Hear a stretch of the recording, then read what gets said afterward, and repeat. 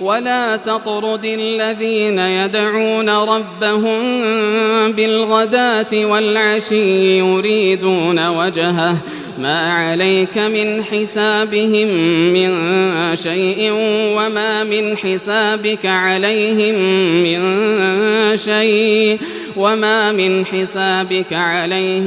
من شيء فتطردهم فتكون من الظالمين. إن الحمد لله نحمده ونستعينه ونستغفره ونعوذ بالله من شرور أنفسنا ومن سيئات أعمالنا. من يهده الله فلا مضل له ومن يضلل فلا هادي له. أشهد أن لا إله إلا الله وحده لا شريك له وأشهد أن محمدا عبده ورسوله أرسله بالهدى ودين الحق ليظهره على الدين كله ولو كره الكافرون. يا أيها الذين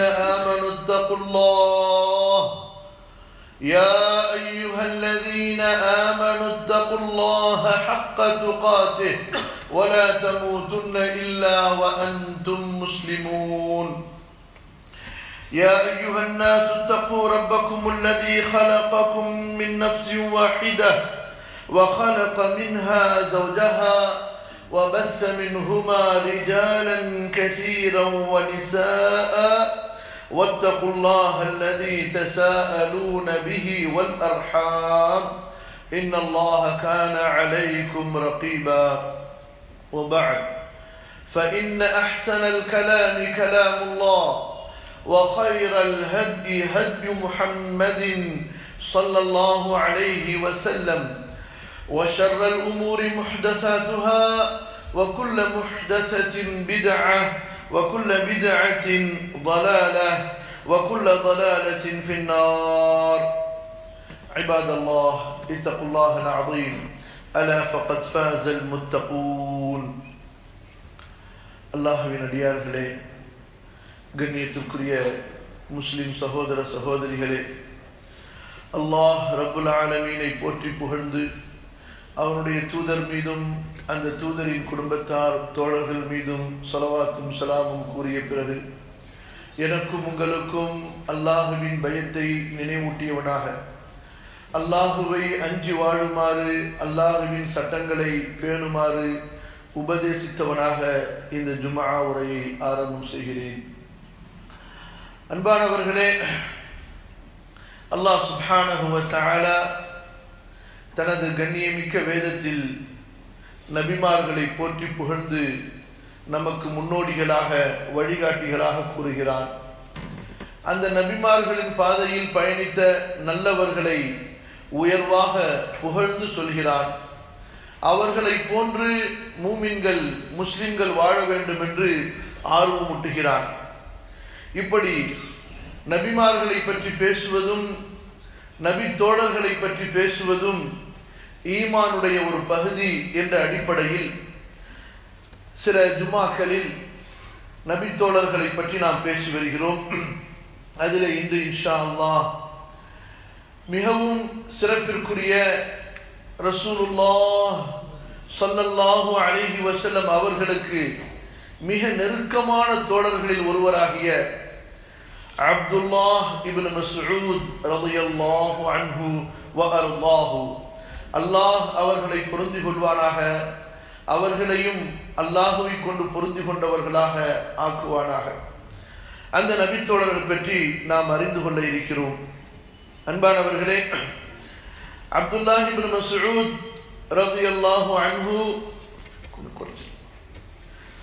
அப்துல்லாஹ் இப்னு மஸ்ஊத் ரலியல்லாஹு அன்ஹு இவர்களும் மூத்த அந்த தலைமுறையில் சென்று பார்க்கும் பொழுது ரசூலுல்லாஹ் ஸல்லல்லாஹு அலைஹி வஸல்லமுடைய கோத்திரத்தில் முதர் என்ற கோத்திரத்தை சேர்ந்தவர்களாக இருக்கிறார்கள். அப்துல்லாஹ் இப்னு மஸ்ஊத் இப்னு காஃபில் இப்னு ஹபீப் இப்னு ஷமக் இப்னு ஃபார் இப்னு மக்ஸூம் இப்னு சாஹிலா இப்னு காஹில் இப்னு அல் ஹாரிஸ் இப்னு தமீம் இப்னு சஅத் இப்னு ஹுதைல் இப்னு முத்ரிகா இப்னு இல்யாஸ் இப்னு முதர் இப்னு நிசார். இந்த அடிப்படையில் ரசூலுல்லாஹி ஸல்லல்லாஹு அலைஹி வஸல்லமுடைய உறவாகவும் இவர்கள் இருக்கிறார்கள். இவர்களுடைய அந்த உடல் தன்மையை பற்றி இமாம் தஹபி ரஹிமஹுல்லாஹ் சியரு அஅலாமின் நுபலாவிலே பதிவு செய்கிறார்கள்.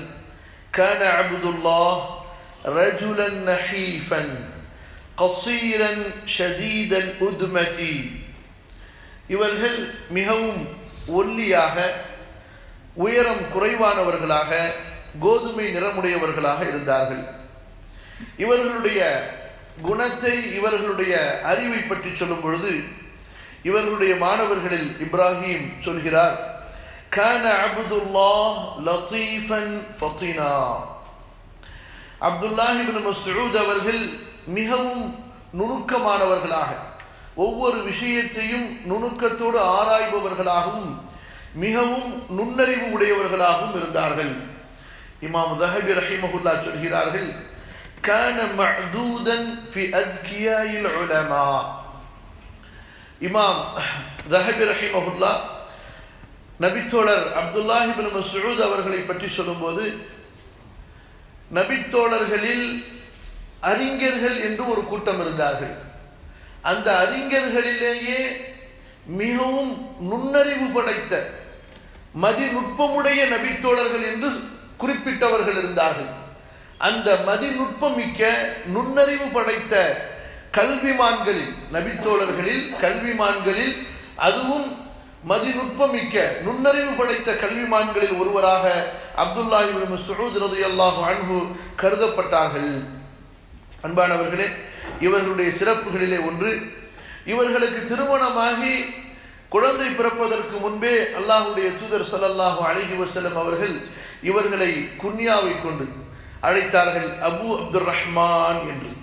அதாவது ஒருவரை செல்லமாகவும் மரியாதையாகவும் அழைப்பதாக இருந்தால் அவருடைய குழந்தையை குறிப்பிட்டு அந்த குழந்தையின் தந்தை என்று அழைக்கப்படும். எப்படி ரசூலுல்லாஹ் ஸல்லல்லாஹு அலைஹி வஸல்லம் அவர்களை அபுல் காசிம் என்று அழைக்கப்படுகிறது. அல்லாஹ்வுடைய தூதர் ஸல்லல்லாஹு அலைஹி வஸல்லம் அப்துல்லாஹ் இப்னு மஸ்ஊதின் மீது கொண்டிருந்த அந்த பிரியத்தினால் அவர்களை இப்னு மஸ்ஊத் என்று அழைப்பதற்கு பதிலாக, அல்லது அப்துல்லாஹ் என்று அழைப்பதற்கு பதிலாக யா அபா அப்துர் ரஹ்மான் என்று செல்லமாகவும் பிரியமாகவும் மரியாதையாகவும் அழைத்தார்கள். அன்பானவர்களே, இமாம் தஹபி ரஹிமஹுல்லாஹ் அவர்கள் அப்துல்லாஹ் இப்னு மஸ்ஊத் ரலியல்லாஹு அன்ஹு அவர்களை பற்றி சுருக்கமாக சொல்லும்போது, அல் இமாம், மிகப்பெரிய ஒரு முன்னோடி, அல் ஹப்ர், கல்வி கற்ற ஒரு பெரிய அறிஞர், ஃபகீஹுல் உம்மதி, இந்த உம்மத்தின் சட்ட வல்லுனர், மக்காவை சேர்ந்த நபித்தோழர், ஹிஜ்ரத் செய்த சிறப்பை பெற்றவர், பத்ரிலும் உஹதிலும் கலந்து கொண்டவர். எந்த நபித்தோழர்களை பற்றி அல்லாஹு தஆலா சூரத்து தௌபாவுடைய 100வது வசனத்தில் குறிப்பிடுகின்றானோ, والسابقون الأولون من المهاجرين والأنصار والذين اتبعوهم بإحسان رضي الله عنهم ورضوا عنه. முந்தியவர்கள், முதலாமவர்கள், ஹிஜ்ரத் செய்து வந்தவர்களில், அன்சாரிகளில் அவர்களை அல்லாஹ் பொருந்தி கொண்டான், அவர்களும் அல்லாஹுவை பொருந்தி கொண்டார்கள். இப்படி அல்லாஹுவால் முந்திய முஹாஜிர்கள், முன்னோர்கள், முன்னோடிகள் என்று வர்ணிக்கப்பட்ட அந்த நபித்தோழர்களில் ஒருவராக இருக்கிறார். இவர் ஹபஷாவுக்கும் ஹிஜ்ரா செய்து சென்றார், பிறகு மதீனாவிற்கும் ஹிஜ்ரா செய்து வந்தார். ரசூலுல்லாஹி ஸல்லல்லாஹு அலைஹி வஸல்லம் அவர்களோடு எல்லா போர்களிலும் கலந்து கொண்ட ஒரு முக்கியமான நபித்தோழராக இருக்கின்றார். அன்பானவர்களே, அப்துல்லாஹ் இப்னு மஸ்ஊத் ரலியல்லாஹு அன்ஹு அவர்களுடைய கல்வியை பற்றி சொல்வதாக இருந்தால், ரசூலுல்லாஹி ஸல்லல்லாஹு அலைஹி வஸல்லமுடைய காலத்தில் நபியிடமிருந்து கல்வியை படித்த நபித்தோழர்கள் என்று அறியப்பட்டவர்கள், ரசூலுல்லாஹுடைய காலத்தில் நபியிடமிருந்து நேரடியாக கல்வியை படித்த நபித்தோழர்கள் என்று கருதப்பட்டவர்கள் ரசூலுல்லாஹுடைய மரணத்திற்கு பிறகு தங்களது கல்வி பணியை நிறுத்தி கொண்டார்களா என்றால் இல்லை. அவர்களிலே ஒருவர் மற்றவரிடத்திலே சென்று, உங்களிடத்தில் ரசூலுல்லாஹுடைய கல்வி என்ன இருக்கிறது என்று கல்வியின் தேட்டமுள்ளவர்களாகவும் தேடுதல் உடையவர்களாகவும் தன்னை விட மூத்தவரை தேடி சென்று அல்லது தன்னை விட வயது குறைவானவராக இருந்தாலும் அவரிடத்திலே அதிகமான கல்வி இருந்தால் தேடி சென்று கல்வி கற்கும் பண்புள்ளவர்களாக நபித்தோழர்கள் இருந்தார்கள். இன்று நமது நடைமுறையை போன்று அவர்களது நடைமுறை இல்லை.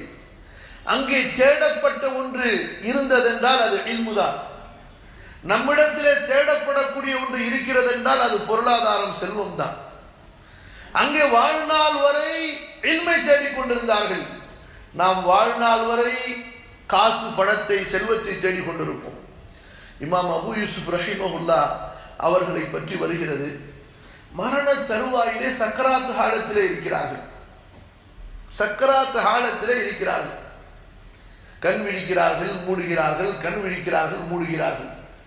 அப்போது அவர்களை சந்திப்பதற்காக இராக்கிலே உள்ள நீதிபதிகள், சட்ட வல்லுநர்கள், ஃபுகஹாக்கள் வருகிறார்கள். அப்போது ஒரு பெரிய ஃபகீஹ் வந்தவுடன் இன்னார் வந்திருக்கிறார் என்று சொல்லப்படுகிறது. உடனே கண் விழிக்கிறார்கள். அந்த நேரத்திலே அந்த அறிஞரிடத்திலே உடனே மார்க்க சட்டம் ஒன்றை குறித்து அவர்கள் கேட்க ஆரம்பித்து விடுகிறார்கள். அறிஞரே, நாம் ஜமராத்திற்கு ஹஜ்ஜுக்கு செல்லும் போது ஜமராத்திலே கல்லெறியும் போது வாகனத்திலே சென்று கல்லறிவது சிறந்ததா, நடந்து சென்று கல்லறிவது சிறந்ததா என்று அவரிடத்திலே மார்க்க சட்டத்தை கேட்கிறார்கள். கேட்டு முடிக்கிறார்கள். அவர்களது மரணம் சம்பவிக்கிறது. இது நமது முன்னோர்களுடைய பண்பாக இருந்தது. மரண நேரத்தில் கூட இல்முடைய தேட்டம் உள்ளவர்களாக. ஏன் தெரியுமா?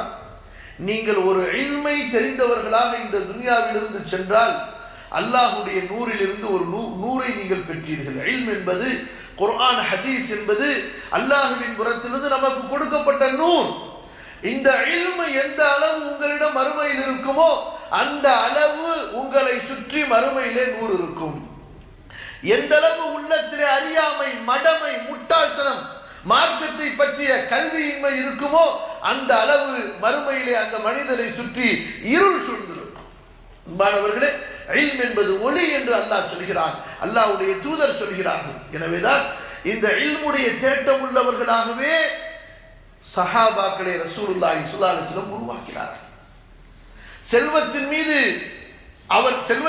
செல்வத்துடைய தேவை அவர்களுக்கு இருந்தாலும் இன்று நமக்கு செல்வத்தின் தேவை இருப்பதை விட அவர்களுக்கு செல்வத்தின் தேவை அதிகமாகவே இருந்தது. ஆனால் அவர்களுக்கு செல்வத்தின் மீதுள்ள நாட்டத்தை விட இல்மின் மீதுள்ள நாட்டம்தான். ஒரு நபித்தோழர் மதீனாவிலிருந்து, ஒரு தாபிஈ மதீனாவிலிருந்து ஷாம் தேசத்திற்கு செல்கிறார். அங்கே நபித்தோழர் ஒருவர் இருக்கிறார்.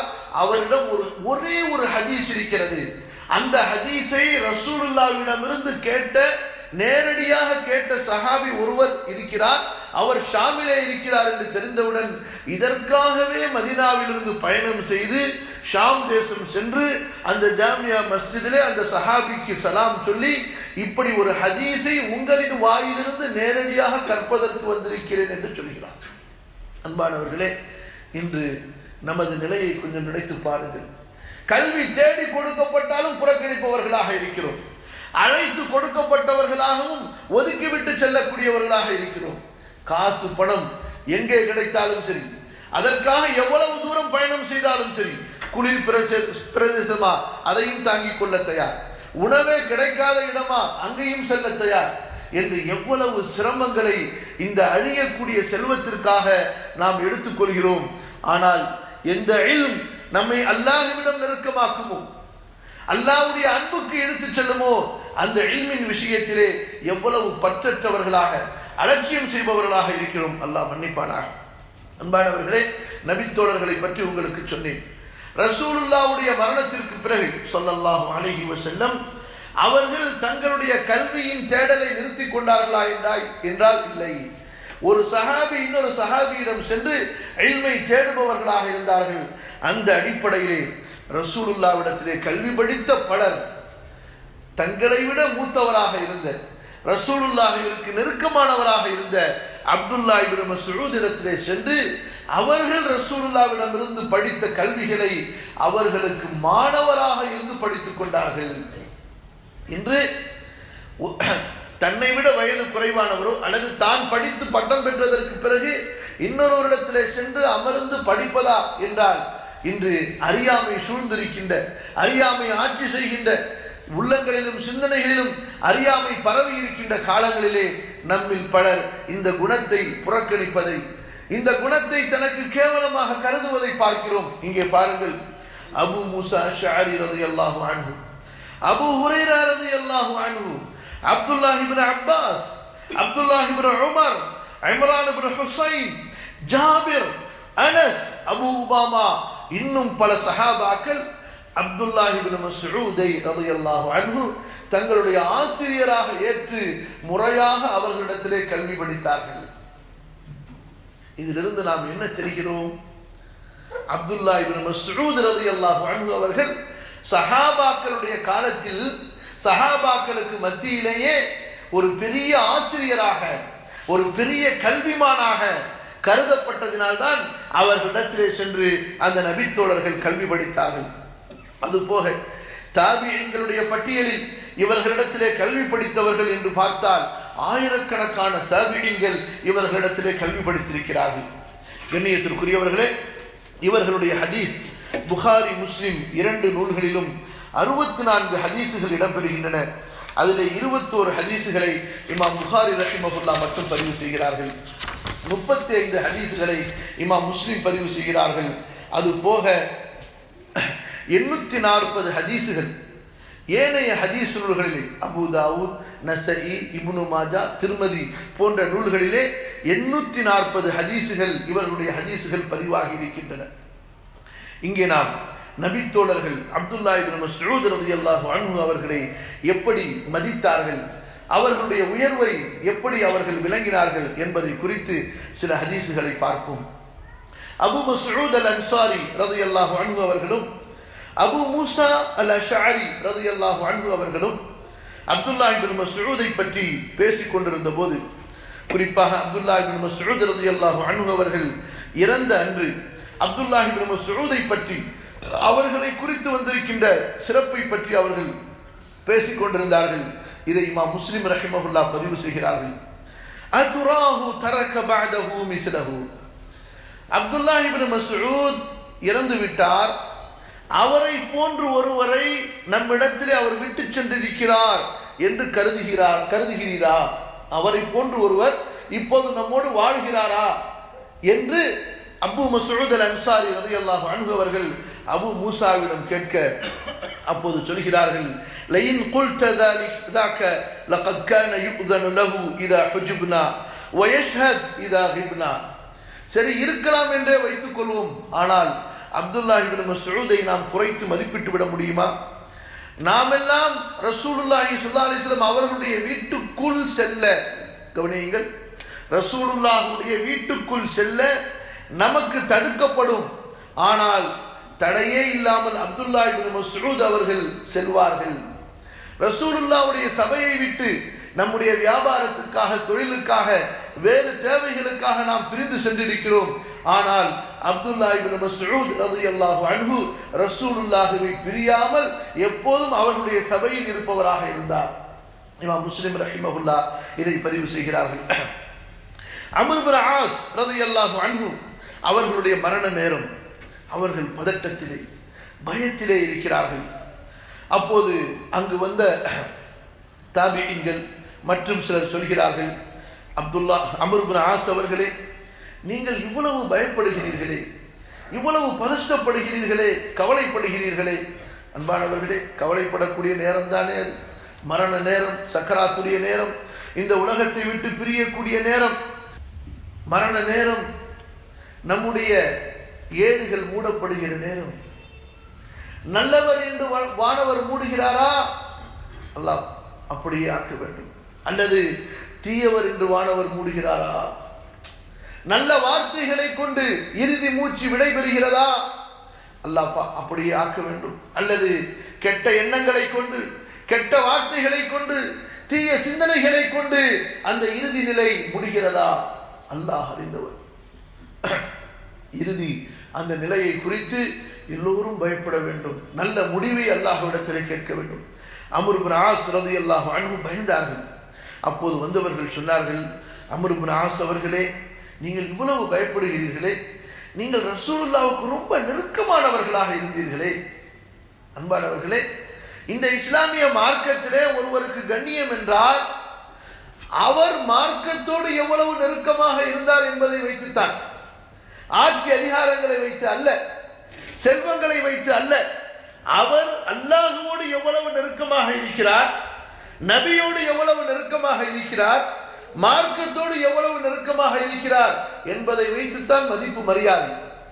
ஆகவேதான் அந்த தாபிஈன்கள் சொல்கிறார்கள், ரசூலுல்லாஹ் உங்களை நெருக்கமாக வைத்திருந்தார்களே, எத்தனையோ படைகளுக்கு உங்களை பொறுப்பாக்கினார்களே, உங்களுக்கு தலைமைத்துவம் கொடுத்தார்களே, நீங்கள் ஏன் பயப்பட வேண்டும்? அப்போது பதிலை பாருங்கள். இதுதான் அன்பானவர்களே நபி தோழர்களுடைய உண்மையான நிலை.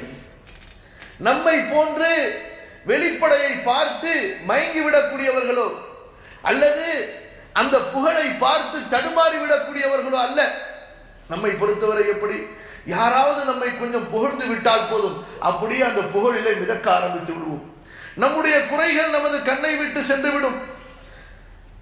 அடுத்து புகழ்ச்சிகளை, நம்மை பற்றி உயர்வாக பேசப்படுவதை விரும்புகின்ற ஒரு நோய் நம்மை கவ்விக்கொள்ளும். ஆனால் நபி தோழர்கள் அப்படி அல்ல. பின்னால் இப்னு மஸ்ஊத் ரலியல்லாஹு அன்ஹு அவர்களை பற்றியும் பார்ப்போம். மக்கள் எல்லாம் இவ்வளவு உயர்வாக சொல்கிறார்கள். அம்ர் இப்னு ஆஸ், நீங்கள் ஏன் பயப்படுகிறீர்கள்? ரசூலுல்லாஹ்வுக்கு நெருக்கமாக இருந்தீர்கள். ரசூலுல்லாஹ் ஸல்லல்லாஹு அலைஹி வஸல்லம் அவர்கள் பல படைகளுக்கு உங்களை தளபதியாக ஆக்கி வைத்திருந்தார்கள் என்று சொன்னபோது அம்ர் இப்னு ஆஸ் சொல்கிறார்கள், எனக்கு தெரியாதே, அல்லாஹ்வுடைய தூதர் உண்மையிலேயே என் மீது பிரியம் கொண்டுதான் இதை எனக்கு செய்தார்களா, அல்லது புதிய பலவீனமான முஸ்லிமாக நான் இருக்கிறேன், என்னை இஸ்லாமிலே நெருக்கமாக்க வேண்டும் என்பதற்காக எனக்கு இந்த தகுதியை கொடுத்தார்களா? என்ன சொல்கிறார்கள்? உண்மையிலேயே நான் அதற்கு தகுதியானவன், அல்லாஹ்வுடைய தூதர் என்னை நேசித்து இந்த சிறப்புகளை வழங்கினார்களா, அல்லது பலவீனமான எனக்கு இஸ்லாத்தின் மீது நெருக்கம் ஏற்படுவதற்காக என்னை இப்படி செய்தார்களா என்று எனக்கு தெரியாது.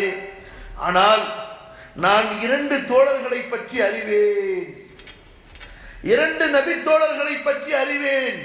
அல்லாஹ்வுடைய தூதர் ஸல்லல்லாஹு அலைஹி வஸல்லம் இறக்கின்ற வரை அந்த நபி தோழர்களின் மீது அன்புடையவர்களாக இருந்தார்கள். ஒருவர் அப்துல்லாஹ் இப்னு மஸ்ஊத், இன்னொருவர் அம்மார் இப்னு யாசிர் ரலியல்லாஹு அன்ஹுமா. இமாம் அஹ்மத் இதை பதிவு செய்கிறார்கள். அன்பானவர்களே, இங்கே தன்னை பற்றி புகழப்படுகிறது. ஆனால் அம்ர் இப்னு ஆஸ், நான் அதற்கு தகுதியானவன் அல்ல, அதற்கு தகுதியான இருவரை நான் அறிவேன். யார் தெரியுமா? யாரை மௌத்து வரை ரசூலுல்லாஹி ஸல்லல்லாஹு அலைஹி வஸல்லம் நேசித்தார்களோ, அவர்களை நேசித்த நிலையில் இறந்தார்களோ அவர்களை நான் அறிவேன் என்று சொல்லி தன்னை விட மூத்தவர்கள் அப்துல்லாஹ் இப்னு மஸ்ஊதையும் அம்மாரையும் அம்ர் இப்னு ஆஸ் ரலியல்லாஹு அன்ஹு நினைவு கூறுகிறார்கள். இங்கே நபி தோழர்களிடத்திலிருந்து இன்னொரு நற்பண்பையும் நாம் படிக்கின்றோம். இன்று நமக்கு மத்தியிலே பிறரை பற்றி புகழப்பட்டால் பலருக்கு உள்ளங்கள் எல்லாம் இறுக்கமாகிவிடும்.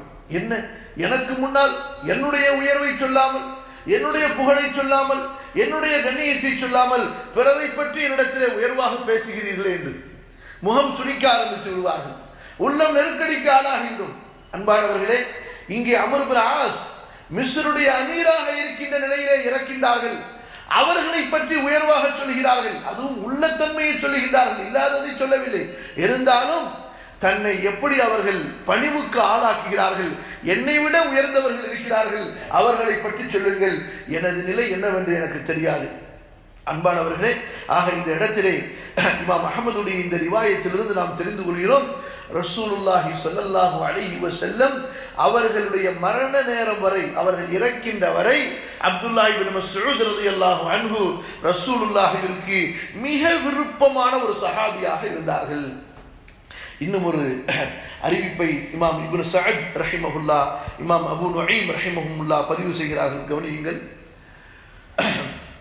ஸைத் இப்னு வஹப் அவர்கள் சொல்கிறார்கள், நான் சபையில் உமர் ஃபாரூக், உமர் ரலியல்லாஹு அன்ஹு கலீஃபாவாக இருந்தபோது அவர்களுடைய சபையிலே உட்கார்ந்திருந்தேன். அப்போது அப்துல்லாஹ் இப்னு மஸ்ஊத் வந்தார்கள். வந்தவர்கள் சபையின் ஒழுக்கத்தின்படி இறுதியில் உட்கார்ந்து கொண்டார்கள். இது சபையினுடைய ஒரு ஒழுக்கம் சகோதரர்களே. நாம் எவ்வளவு தான் சிறப்பிற்குரியவர்களாக, கண்ணியத்திற்குரியவர்களாக, பதவி உடையவர்களாக இருந்தாலும் நாம் வரும்போது சபை எங்கே முடிந்திருக்கிறதோ அங்கேதான் உட்கார வேண்டுமே தவிர நம்முடைய பதவியை காட்டுவதற்காக, நம்முடைய முன்னுரிமையை காட்டுவதற்காக, மக்களிடத்தில் நமக்கு இருக்கக்கூடிய அந்தஸ்தை காட்டுவதற்காக மக்களை பிளந்து கொண்டு சென்று முன்னால் அமர்வது இது ரசூலுல்லாஹி ஸல்லல்லாஹு அலைஹி வஸல்லமுடைய வழிகாட்டுதல் அல்ல. மாறாக சுன்னாவிற்கு மாற்றமான ஒரு செயல். அப்துல்லா இப்னு மஸ்ஊத் அந்த சுன்னாவின் அடிப்படையில் அங்கே உட்கார்ந்து கொண்டார்கள். ஆனால் இவர்கள் உயரம் குறைவானவர்கள் என்று சொல்ல அல்லவா? முன்னால் இருந்த நபித்தோழர்கள் உயரமானவர்கள் அமர்ந்திருக்க இவர்களை உமர் ரலியல்லாஹு அன்ஹு அவர்கள் பார்க்க முடியாமல் ஆகிவிட்டது. உமர் ரலியல்லாஹு அன்ஹு அவர்கள் இதை பார்த்து சிரிக்கிறார்கள். சிரித்துவிட்டு அவரை தனக்கு அருகிலே அழைத்து பேசுகிறார்கள். முகம் புன்முறுக்கிறார்கள். அவர்களிடத்திலே சிரிப்பாக பேசுகிறார்கள். எங்கே? உமர் ரலியல்லாஹு அன்ஹு அவர்கள் சபையிலே எழுந்து விட்டார்கள். அப்துல்லா இப்னு மஸ்ஊத் தன்னை பார்க்க முடியாமல் முன்னால் உயரமானவர்கள் இருக்கிறார்கள் என்று சிரமப்பட்ட போது அப்துல்லா இப்னு மஸ்ஊதுக்காகவே இதற்கு முன்னால் உட்கார்ந்து பேசிக் கொண்டிருந்த உமர் அவர்கள் நின்று பேசினார்கள். அதற்கு பிறகு சபை முடிகிறது. அப்துல்லா இப்னு மஸ்ஊத் ரலியல்லாஹு அன்ஹு அவர்கள் திரும்ப செல்கிறார்கள். அவர்கள் திரும்ப செல்லுகின்ற வரை உமர் ரலியல்லாஹு அன்ஹு அவர்கள் அப்துல்லா இப்னு மஸ்ஊதை பார்த்து கொண்டே இருக்கிறார்கள். அதற்கு பிறகு தங்களது தோழர்களிடத்திலே சொல்கிறார்கள், இதோ செல்கிறாரே, இவர் யார் தெரியுமா? குனைஃபுன் முலிய இல்மா, ஒரு கல்வியால் நிரப்பப்பட்ட பாத்திரம் இவர்கள். இவர்கள் யார்? கல்வியால் நிரப்பப்பட்ட ஒரு பாத்திரம் என்று யாருடைய நாவால் புகழப்படுகிறார்கள்? உமருல் ஃபாரூக் ரலியல்லாஹு அன்ஹு அவர்களுடைய நாவால். இன்னொரு சம்பவத்தை பாருங்கள். அப்துல்லா இப்னு மஸ்ஊத் ரலியல்லாஹு அன்ஹு அவர்கள் ஒரு மனிதரை பார்க்கிறார்கள். அவர் கரண்டைக்காலுக்கு கீழ் ஆடை அணிந்திருக்கிறார். அப்போது அப்துல்லா இப்னு மஸ்ஊத் அவர்கள் சொன்னார்கள், இர்ஃபா இஸாரக், உங்களுடைய ஆடையை நீங்கள் கொஞ்சம் உயர்த்தி கட்டுங்கள் என்று. அப்போது அவர் சொன்னார், வ அன்த இப்னு மஸ்ஊத் ஃபர்ஃபா இஸாரக், நீங்களும் உங்களது ஆடையை உயர்த்துங்கள். பொதுவாக நபித்தோழர்கள் கண்டைக்காலின் பாதி வரை ஆடை அணிந்திருப்பார்கள். அப்துல்லா இப்னு மஸ்ஊத் ரலியல்லாஹு அன்ஹு அவர்கள் அந்த கரண்டைக்கால் வரை ஆடை அணிந்திருப்பார்கள். அதற்கு ஒரு காரணம் இருக்கிறது. அவர்களுடைய அந்த கண்டைக்கால் மிகவும் ஒல்லியாக ஒரு குச்சியை போன்று இருக்கும். உடல் பருமனாக இருப்பார்கள். உடல் கால் ஒரு சின்ன ஒரு குச்சியை போன்று இருக்கும். தொட வைக்கும் போதும் பிறர் பார்க்கும் பொழுதும் ஒரு அழகாக இருக்காது என்பதற்காக தங்களது கீழாடையை கொஞ்சம் இறக்கி கட்டுவார்கள். ஆனால் கரண்டைக்கு மேல் தான் இருக்கும். அவர் அதை பார்த்துவிட்டு, நீங்களும் உங்க ஆடையை கொஞ்சம் உயர்த்தலாம்ல, எனக்கு சொல்றீங்களே என்பதாக சொல்லிவிடுகிறார். இந்த வார்த்தை இப்படி ஒரு மனிதர் நடந்து கொண்டார் இப்னு மஸ்ஊதோடு என்று தெரிந்தவுடன், அப்துல்லா இப்னு மஸ்ஊத் ரலியல்லாஹு அன்ஹு அவர்களோடு இப்படி ஒருவர் நடந்து கொண்டார் என்று தெரிந்தவுடன் உமர் அவர்கள் அந்த மனிதனை அழைத்து அடி கொடுத்து, இப்னு மஸ்ஊதுடைய கண்ணியம் தெரியாமல் நீ அவரிடத்தில் இப்படி நடந்து கொள்கிறாயா என்று அவருக்கு ஒழுக்கம் கற்பித்து அனுப்புகிறார். இங்கே கவனியுங்கள், எந்த அளவு நபித்தோழர்கள் தங்களுக்குள் ஒருவர் மற்றவரை மதித்தவராகவும் அவருக்கு அல்லாஹ்வுடைய தூதரிடத்தில் இருந்த கண்ணியத்தை அந்தஸ்தை கொண்டு அதே அந்தஸ்தை கண்ணியத்தை கொடுப்பவர்களாக இருந்தார்கள் என்பதை இங்கே நாம் புரிய வருகிறோம். அடுத்த அன்பானவர்களே, இப்படியெல்லாம் சிறப்புகள் இருக்கிறது என்று சொன்னால், சிறப்புகள் எல்லாம் கண்ணியத்திற்குரியவர்களே கற்பனைகளை கொண்டு கிடைத்து விடாது. இன்று நாமும் சிறப்புகளை ஆசைப்படுகின்றோம், நாமும் உயர்வுகளை ஆசைப்படுகின்றோம். எப்படி? வயிறார சாப்பிட்டு விட்டு மெத்தைகளிலே தூங்கிக் கொண்டு வெட்டியாக பொழுதை போக்கிக் கொண்டு சிறப்புகளை தேடுகிறோம். சிறப்புகள் அப்படி தேடப்படாத அன்பானவர்களே. இரவுகளில் விழித்திருப்பதை கொண்டும் பசித்திருப்பதை கொண்டும் அதற்கான உழைப்புகளை கொண்டும் தான் சிறப்புகள் தேடப்படும். இங்கே அப்துல்லா இப்னு மஸ்ஊத் அவர்களை இப்படி நபித்தோழர்கள் சிறப்பித்தார்கள் என்றால் அதற்கு என்ன காரணம்? இமாம் புகாரி ரஹிமஹுல்லா அவர்கள் பதிவு செய்யக்கூடிய ஒரு ஹதீஸை பாருங்கள். ஹுதைஃபா ரசூலுல்லாவுக்கு நெருக்கமான தோழர்கள், ரசூலுல்லாவுடைய ரகசியத்தை கற்றுக்கொண்ட, யாரிடத்திலே நம்பிக்கையாக ரசூலுல்லாஹி ஸல்லல்லாஹு அலைஹி வஸல்லம் தங்களது ரகசியத்தை சொன்னார்களோ அந்த நபித்தோழர் ஹுதைஃபா சொல்கிறார்கள், إن أشبه الناس هديا ودلا وقضاء وخطبة برسول الله صلى الله عليه وسلم من حين يخرج من بيته إلى أن يرجع ولا أدري ما يصنع في أهله إذا خلا لعبد الله ابن مسعود ولقد علم المتهجدون من أصحاب النبي صلى الله عليه وسلم أن عبد الله من أقربهم عند الله وسيلة. இமாம் புகாரி பதிவு செய்கிறார்கள், ஹுதைஃபா ரலியல்லாஹு அன்ஹு அவர்கள் கூறுகிறார்கள், மக்களிலேயே, மக்கள் என்று சொன்னால் இவர்கள் எந்த மக்களை குறிப்பிடுகிறார்கள்? நபித்தோழர்கள். நபித்தோழர்களிலேயே ரசூலுல்லாஹுடைய அந்த வழிமுறைக்கு ஒப்பானவர்கள், ரசூலுல்லாவின் குணத்திற்கு ஒப்பானவர்கள், ரசூலுல்லாவுடைய தீர்ப்புக்கு, பழக்க வழக்கங்களுக்கு, ரசூலுல்லாவுடைய பிரசங்கங்களுக்கு ஒப்பானவர்கள். அதாவது ரசூலுல்லா எப்படி பழகுவார்களோ அப்படி பழகுபவர், ரசூலுல்லா எப்படி பேசுவார்களோ அப்படி பேசுபவர், ரசூலுல்லா எப்படி பிரசங்கம் தருவார்களோ அப்படி பிரசங்கம் கொடுப்பவர்கள். இப்படிப்பட்ட ஒருவர் ரசூலுல்லாஹுவை நாங்கள் வெளியில் பார்க்கிறோம். வீட்டிலிருந்து அவர்கள் வெளியேறி திரும்ப வீட்டுக்கு செல்கின்ற வரை நாங்கள் ரசூலுல்லாவை எப்படி பார்க்கிறோமோ அதே அடிப்படையில் ரசூலுல்லாவை போன்று உள்ள ஒருவர் அப்துல்லா இப்னு மஸ்ஊதாகத்தான் இருக்கும். இதை நபித்தோழர்களும் அறிந்து வைத்திருந்தார்கள். அது மட்டுமா, யாரை பற்றி அல்லாஹு தஆலா அல்லாஹ்விடத்திலே எப்போதும் இபாதத்தை கொண்டு நெருக்கம் தேடக்கூடியவர்கள் என்று யாரை அல்லாஹ் புகழ்ந்து சொன்னானோ அப்படி நெருக்கம் தேடக்கூடியவர்களில் ஒருவராக அப்துல்லாஹ் இப்னு மஸ்ஊத் இருந்தார் என்று நபித்தோழர்கள் விளங்கி வைத்திருந்தார்கள். அன்பானவர்களே, இதிலிருந்து அப்துல்லாஹ் இப்னு மஸ்ஊத் ரலியல்லாஹு அன்ஹு அவர்கள் ரசூலுல்லாஹுடைய சுன்னாவை, ரசூலுல்லாஹுடைய அந்த தஅலீம், அவர்களுடைய போதனையை பின்பற்றுவதற்கு எந்த அளவு சிரமம் எடுத்தார்கள் என்பதை நாம் புரிந்து கொள்கிறோம். இன்று நம்மை பொறுத்தவரை துன்யாவுக்கோ அல்லது நம்முடைய சுய தேவைகளுக்கோ நம்முடைய பழக்க வழக்கங்களுக்கோ நாம் எடுத்துக்கொள்கின்ற சிரமம் அல்லாஹ்வுடைய தீனை பின்பற்றுவதற்கு எடுத்துக்கொள்கிறோமா? நமக்கு ஒரு தேவை என்றால் ஒரு ரூபாய் அல்ல, ஒரு 50 காசுடைய பொருள் நமக்கு தேவை என்றால் கூட அதை தேடி வாங்குகின்ற வரை, பெறுகின்ற வரை எவ்வளவு சிரமம் எடுக்கிறோம். ஆனால் அல்லாஹ்வுடைய தீன் என்று வந்துவிட்டால் எவ்வளவு அலட்சியம் செய்ய முடியுமோ அல்லாஹ் பாதுகாக்க வேண்டும், அந்த அளவு அலட்சியம் செய்கிறோம். அன்பானவர்களே, நபித்தோழருடைய இந்த குணத்திலிருந்து நாம் என்ன அறிய வருகிறோம்? அவர்கள் ரசூலுல்லாஹ்வுடைய சுன்னாவை, அவர்களுடைய அந்த ஒழுக்கத்தை பேச்சில் கூட, ஒரு பயான் செய்யும் போது கூட, ஒவ்வொரு விஷயத்திலும் ரசூலுல்லாஹ்வுடைய அந்த ஒழுக்கத்தை தேடி தேடி பின்பற்றக்கூடியவர்களாக இருந்தார்கள். அப்துல்லாஹ் இப்னு மஸ்ஊத் ரலியல்லாஹு அன்ஹு அவர்கள் எப்படி இஸ்லாமை ஏற்றார்கள்? அதுவே ஒரு அழகான சம்பவம். ரசூலுல்லாஹோடு அவர்களுக்கு ஏற்பட்ட அந்த முதல் சந்திப்பு, அவர்களுக்கு ரசூலுல்லாஹின் மீது ஏற்பட்ட அந்த முதல் பாசம், எப்படி ரசூல் ஸல்லல்லாஹு அலைஹி வஸல்லம் அவர்கள் இப்னு மஸ்ஊதை கவர்ந்தார்கள், இப்னு மஸ்ஊத் எப்படி ரசூலுல்லாஹை கவர்ந்தார்கள்.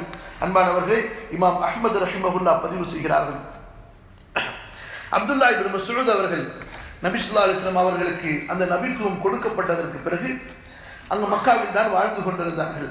உக்பா இப்னு அபி முஈத்துடைய ஆடுகளை மேய்ப்பவர்களாக இருந்தார்கள். ரசூலுல்லாஹி ஸல்லல்லாஹு அலைஹி வஸல்லம் அவர்களும் அபூபக்கரும் அழைப்பு பணி செய்து கொண்டு அந்த பாலைவனத்திலே சென்று கொண்டிருந்த போது அங்கே அப்துல்லாஹ் இப்னு மஸ்ஊதை பார்க்கிறார்கள். அப்போது ஒரு வாலிபர் கேட்கிறார்கள், யா குலாம் ஹல் மின் லபனின், வாலிபரே உங்களிடத்தில் ஏதாவது பால் இருக்கிறதா குடிப்பதற்கு? எவ்வளவு பசியோடு சென்றிருப்பார்கள்.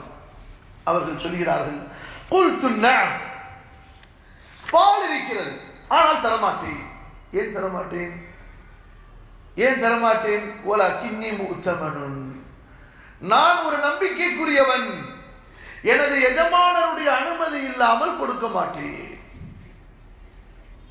பாருங்கள், பயணிகள் அவர்கள் தேவைக்காக கேட்கிறார்கள். நபி என்று தெரியாது, ரசூலுல்லாஹ் என்று தெரியாது, அபூபக்கர் என்று தெரியாது. அதாவது ரசூலுல்லாஹ்வை தெரியும், ஆனால் முஹம்மது என்று தெரியும், அல்லாஹ்வுடைய தூதர் என்று தெரியாது. இவர் ஒரு வாலிபர், பாலைவனத்திலே ஆள் வைத்துக் கொண்டிருக்கிறார்.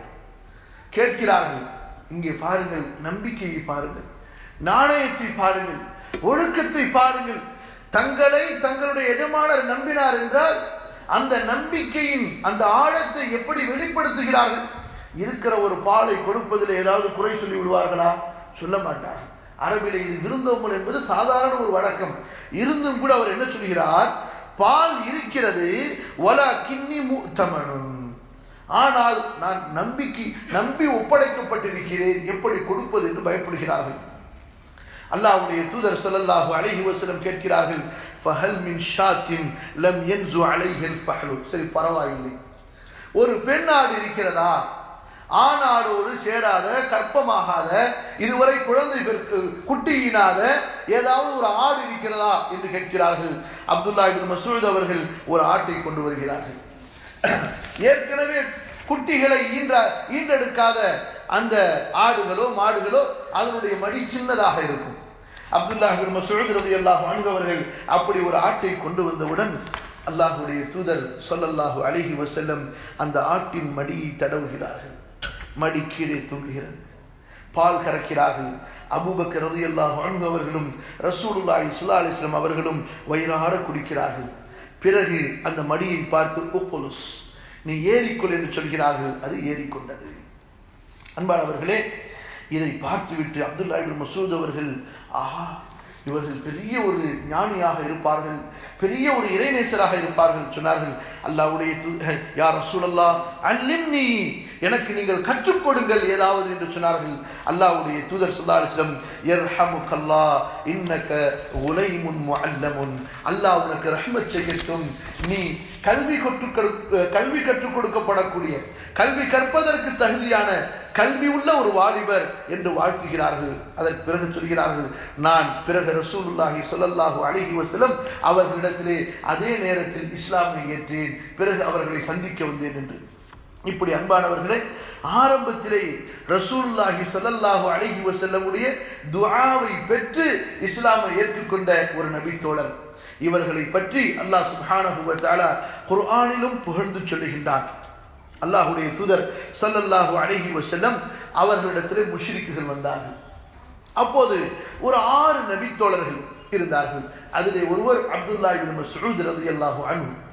இந்த 6 நபி தோழர்கள் ஒரு பெரிய செல்வந்தர்கள் அல்ல. அப்துல்லாஹ் இப்னு மஸ்ஊதை போன்று ஆடு மேய்க்கக்கூடியவர்கள் மற்றும் சாதாரணமான ஏழைகள். அந்த முஷ்ரிக்குகள் வந்து சொன்னார்கள், இவர்களை எல்லாம் நீங்கள் விரட்டி விடுங்கள், நாங்கள் உங்களிடத்தில் உட்கார்ந்து சில விஷயங்களை கேட்கப் போகிறோம் என்று. அல்லாஹ்வுடைய தூதர் ஸல்லல்லாஹு அலைஹி வஸல்லம் அவர்களுடைய உள்ளத்திலும் சில எண்ணம் வந்தது. சரி, இப்போது இவர்களை இந்த இடத்திலிருந்து அப்புறப்படுத்தி விடலாமா என்று அவர்கள் எண்ணினார்கள்.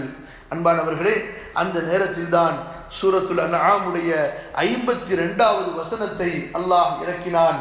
وَلَا تَطْرُدِ الَّذِينَ يَدْعُونَ رَبَّهُمْ بِالْغَدَاةِ وَالْعَشِيِّ يُرِيدُونَ وَجْهَهُ مَا عَلَيْكَ مِنْ حِسَابِهِمْ مِنْ شَيْءٍ وَمَا مِنْ حِسَابِكَ عَلَيْهِمْ مِنْ شَيْءٍ فَتَطْرُدَهُمْ فَتَكُونَ مِنَ الظَّالِمِينَ. சூரத்துல் அன்ஆமுடைய 52வது வசனம். இந்த சம்பவத்தை இமாம் முஸ்லிம் ரஹிமஹுல்லாஹ் பதிவு செய்கிறார்கள். அதாவது முஷ்ரிக்குகள் அவர்கள் இந்த மாதிரி ஏழைகளோடு அமர்ந்து ரசூலுல்லாஹ்விடத்திலே கல்வி படிப்பதை தங்களுக்கு இறக்காக, ஒரு குறைவாக, ஒரு மரியாதை குறைவாக கருதினார்கள். எனவே இவர்களை அப்புறப்படுத்தினால் நாங்கள் சபையிலே வந்து உட்காருவோம் என்று சொன்னார்கள். அல்லாஹ்வுடைய தூதர் ஸல்லல்லாஹு அலைஹி வஸல்லம் அவர்களுக்கு கொஞ்சம் எண்ணம் ஏற்பட்டது. எப்போதும் இவர்கள் படிக்கக்கூடியவர்கள் தானே, இந்த முஷ்ரிக்குகள் இப்போது படித்துக் கொண்டு இஸ்லாமை ஏற்றுக்கொண்டால் பிறகு அந்த மனக்கசப்புகளோ அல்லது ஏழைகளை தாழ்வாக கருதுவதோ இந்த எண்ணங்கள் எல்லாம் சென்றுவிடும் என்று அல்லாஹ்வுடைய தூதர் எண்ணினார்கள். ஆனால் அல்லாஹ்வுடைய திட்டமும் வேறொன்றாக இருந்தது.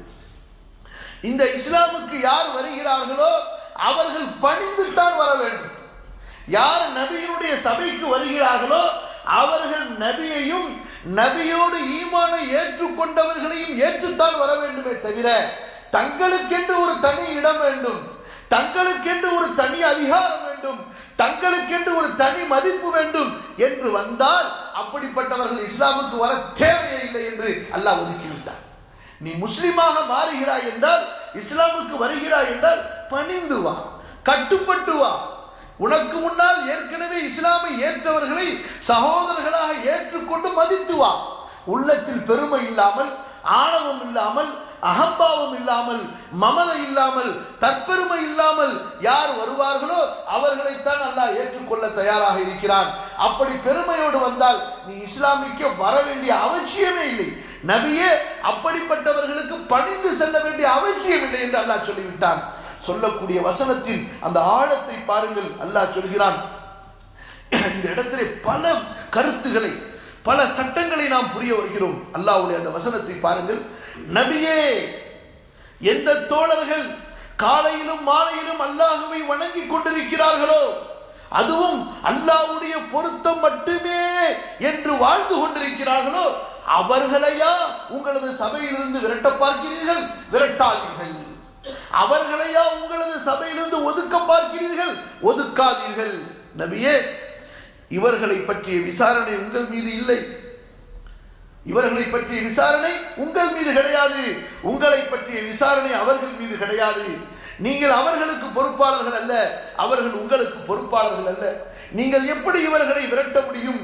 அப்படி விரட்டிவிட்டால் நபியே, நீங்கள் அநியாயம் செய்தவர்கள் ஆகிவிடுவீர். இந்த நல்ல தோழர்களை அல்லாஹ்வுடைய பொருத்தத்திற்காகவே காலையிலும் மாலையிலும் தொழுது கொண்டு உங்களை சுற்றி சுற்றி வந்து கொண்டிருக்கிறார்களே, இவர்களை உங்களது சபையிலிருந்து நீங்கள் ஒதுக்கினால் நீங்கள் அநியாயம் செய்தவர்கள் ஆகிவிடுவீர்கள். அன்பானவர்களே, இந்த வசனம் அல்லாஹ்வுடைய தூதர் ஸல்லல்லாஹு அலைஹி வஸல்லம் அவர்களது சபையிலே அப்துல்லாஹ் இப்னு மஸ்ஊதும் அவர்களை போன்று சில தோழர்களும் மொத்தம் 6 பேர் இருந்தபோது இறங்கிய வசனம் என்றால், இந்த வசனத்திலே அல்லாஹு தஆலா அப்துல்லாஹ் இப்னு மஸ்ஊதையும் அவர்களுடன் இருந்த அந்த தோழர்களையும் புகழ்வதை பார்க்கிறோம். அவர்களுடைய ஈமானுக்கு அல்லாஹு தஆலா சாட்சி சொல்வதை பார்க்கிறோம். அவர்களுடைய இஹ்லாஸுக்கு அல்லாஹு தஆலா சாட்சி சொல்வதை பார்க்கிறோம். இப்படிப்பட்ட மூமின்களில் ஒருவராக அப்துல்லாஹ் இப்னு மஸ்ஊத் ரலியல்லாஹு அன்ஹு அவர்கள் வாழ்ந்தார்கள். காலமெல்லாம் அந்த இல்முக்காக, அந்த ஈமானுக்காக உழைத்து கொண்டே இருந்தார்கள்.